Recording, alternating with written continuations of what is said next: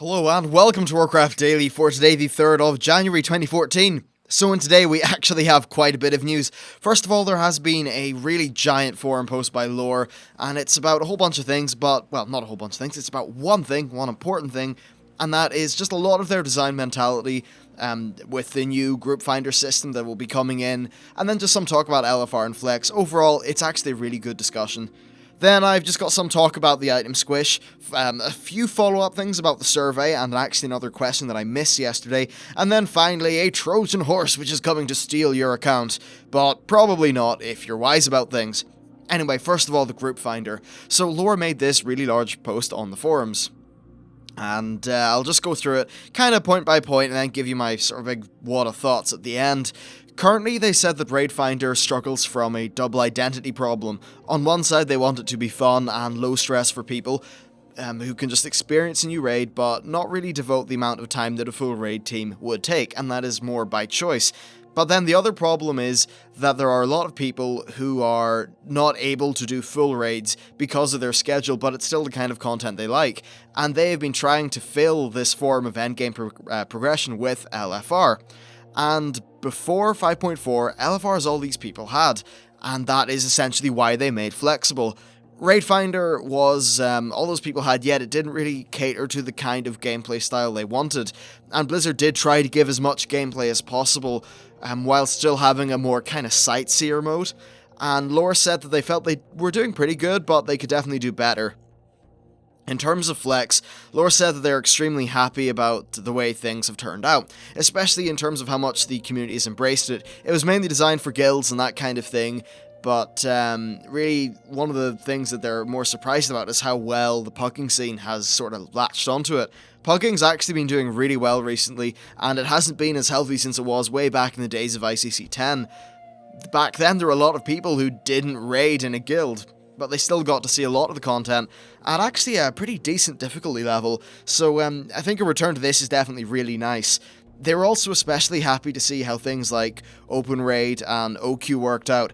In Warlords of Draenor, they're going to be adding the Group Finder, which is basically OQ. It's like a Blizzard-sanctioned one, and I suppose that's really good because you're going to have the amount of, like, everyone is going to be enrolled in it rather than just the people who would, say, download the OQ mod. They also like the environment of this whole, like, finding an organized group with one of these mods that has, like, a set-out leader, a strategy, it possibly has voice chat, and they just feel that can be far more engaging for people who don't have a schedule for raiding, but still crave the more difficult content. So really, now that they have Flex to serve these kind of, the people who were previously doing LFR and just being sort of unhappy about the whole thing, now that they have that, they feel that they're going to be able to retune Raid Finder a little bit more. Now, Lore did actually say that they don't have anything to announce as they're not even at that stage of design yet. But personally, I'm quite sure that they're going to be going down the road of it being a sightseer mode, which in my opinion is actually fine, because previously what they had been doing was just boiling down these really mechanically intense and well-designed fights into an easy LFR style, and the way that it sort of turned out was just a travesty of design. The fights simply just could not be, they couldn't work, because the mechanics, which had been painstakingly designed to have a synergy and work together, are essentially broken and out of whack, and that means that the boss is just not fun. It doesn't feel like a cohesive boss fight a lot of the time. Maybe you'll still catch the drift of Durmu's eye-beams, probably quite literally if it is his damn eye-beams, but you know what I mean. A lot of the other surrounding mechanics, they just feel like things that are stuck in there, that are a pain in the arse. They sometimes kill a few people, but they're just weird in that way, I suppose.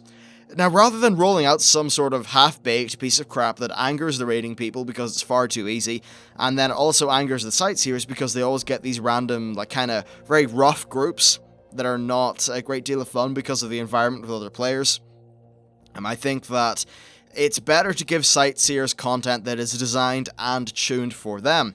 I'd actually go as far as stripping down the mechanics of bosses to the point where there are 1 or 2 mechanics which actually matter. Instead of a boss having 5, 6, 7 abilities, it would be far better if these sightseer people who just want to kind of see the boss, kind of fight it, but they more just want to see the story and that kind of thing. It's far better if they can go into one of these fights and maybe have a pop-up or some sort of UI element come and say, hey, there is one or two things this boss will do, and you really actually, you should really pay attention to those. And if you do that, then you will be fine. And perhaps they can just limit that to the fun mechanics, or the things that actually make the 5-minute duration of that fight pass quickly.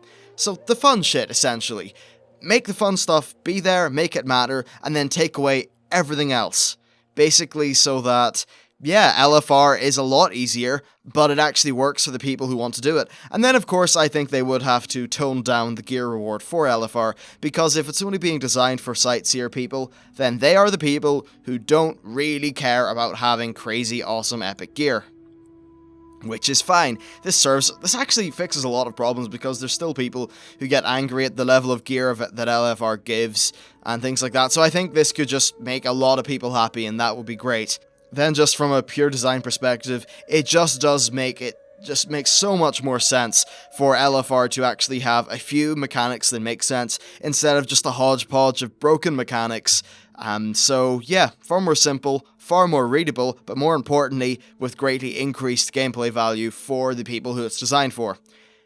For the people who actually want the proper raiding experience, you will be able to use this group finder to form groups with absolute ease. These systems are designed with a lot of flexibility in mind. I've seen OQ and I've used it personally, and honestly Blizzard's system is basically a more robust version of that.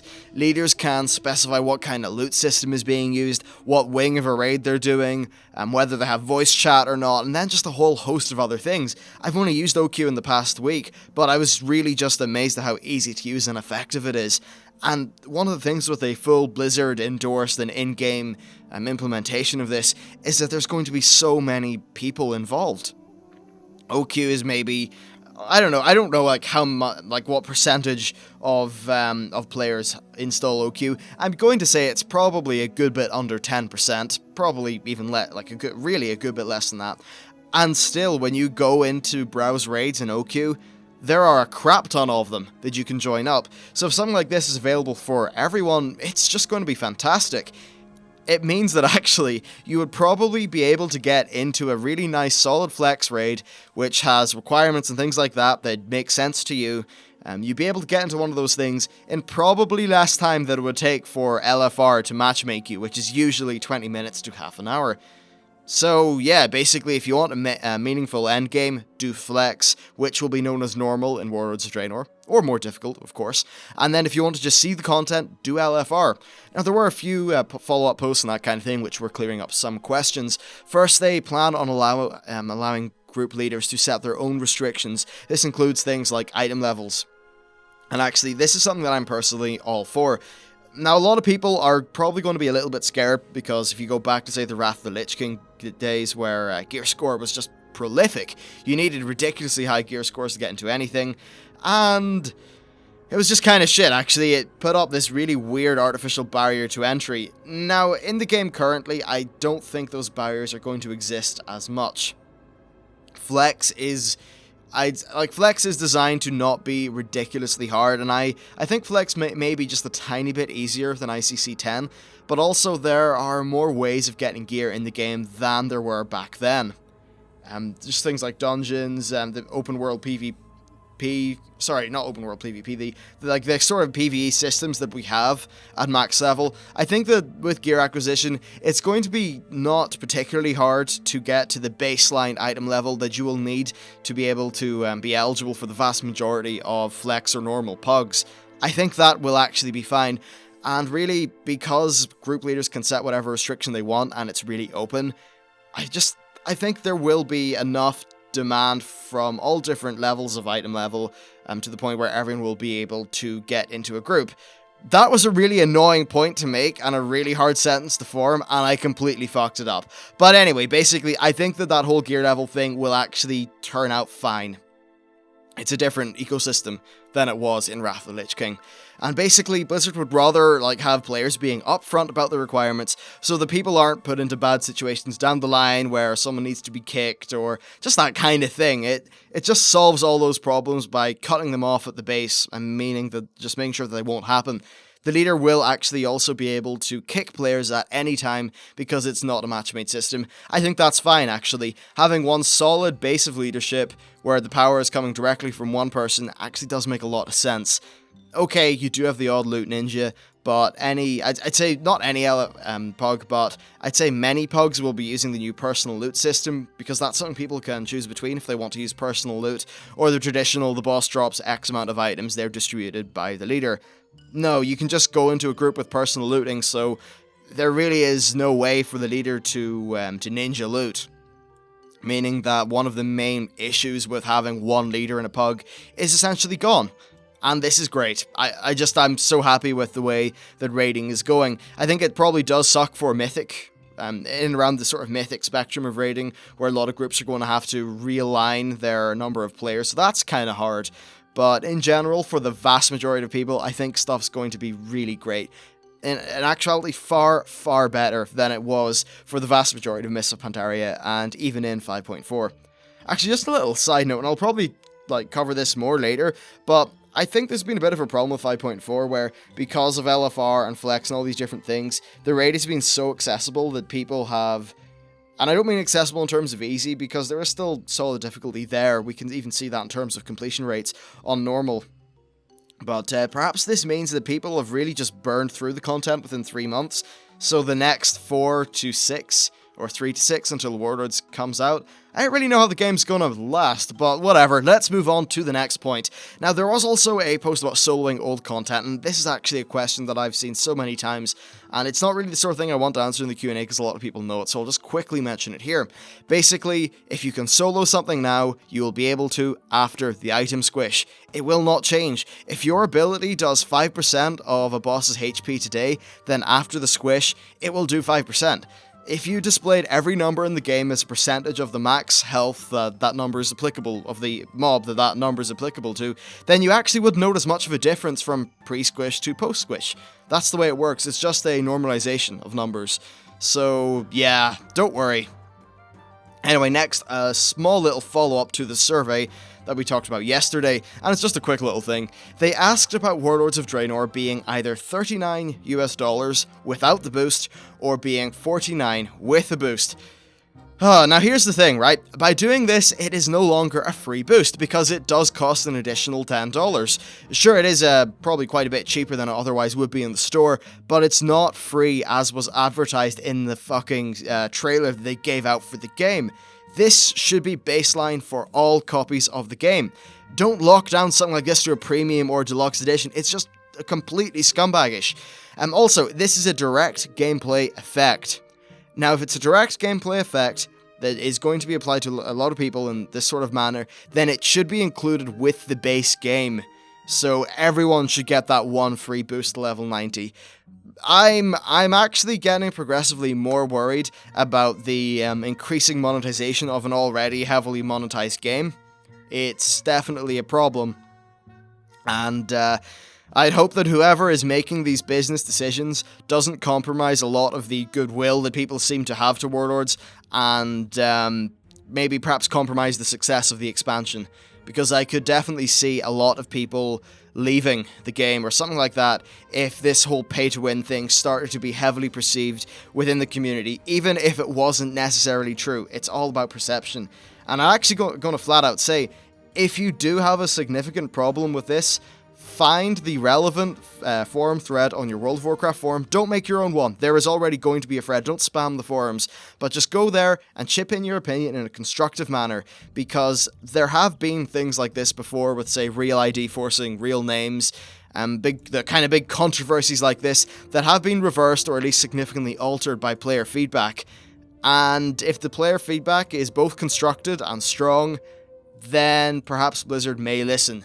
You never know, but it couldn't do much harm. So, yeah, that's my recommendation. But whatever you do, do not go around swearing and getting angry, because then what Blizzard will do, and honestly, this is what happens when people do it to my videos, you disregard that person as an opinion. You completely disregard them because they're not being effective and constructive. So, yeah, constructive feedback is awesome. And finally, for the last point, there's apparently a big old Trojan horse going around and taking people's accounts. The good news is that it's actually really easy to find out if you have it. Now, I don't know how to do this on Mac, but just type in Windows key and R, then enter MS Info, run that, go to File, then go to Export, export that text document to something like the desktop, then open that file, hit Control F, and search for a thing called DISKAR or Disker64. If this is there, then you have the Trojan, and you probably don't want to try logging into WoW because it may compromise your account. I'm not sure how to remove this problem. Blizzard did say that it's not being picked up in current antivirus software, or at least a lot of the current updates. Of course, those softwares update like all the time. So yeah, stay tuned for that, but at least that will help you identify whether you have the problem, and it can get into authenticated accounts as well.